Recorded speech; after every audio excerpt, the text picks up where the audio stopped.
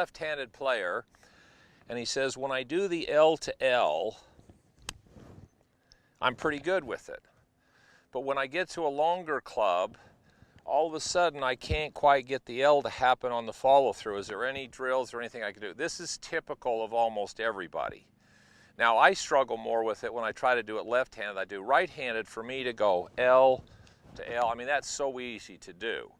I mean, I'm not going to not get there regardless of how fast I'm trying to swing. And the biggest reason is because no matter what club I have in my hands, so if I take my driver out, when I swing it, as I'm swinging, the momentum of the club is taken off. My shoulders aren't pulling the club through.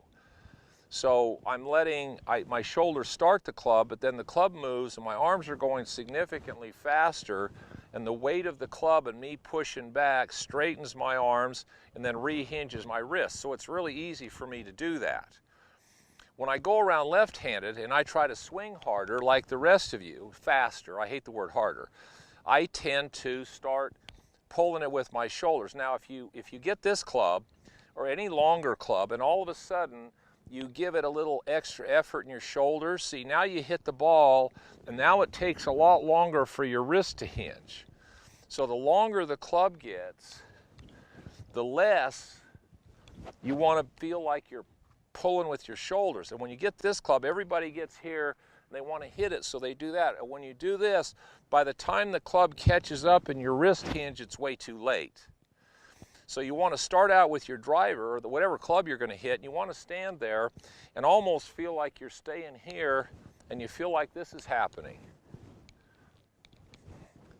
And then you let your body go with it.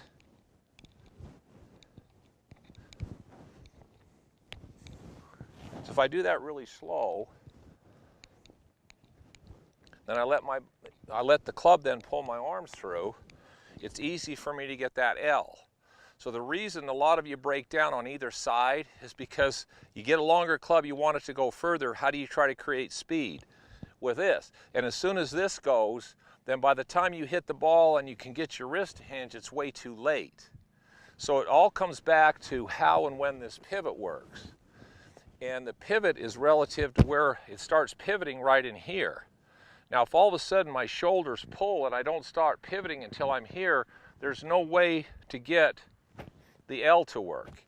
So it's about the pivot point and what your shoulders do to try to create speed. If your shoulders try to pull to create more speed, then by the time you get your wrist to hinge, you're way past that L. So slow this down and let the weight of the club do it for you. And start really slow. So if I'm going to do it right-handed,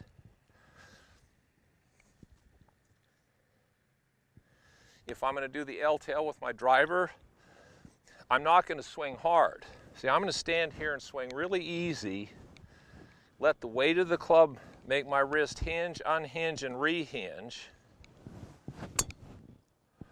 See, that's the club that's the easiest for me to do the L to L on. Why? Because the driver, even though it's the lightest club, is on the biggest arc, creates the most force, which the club feels heavier.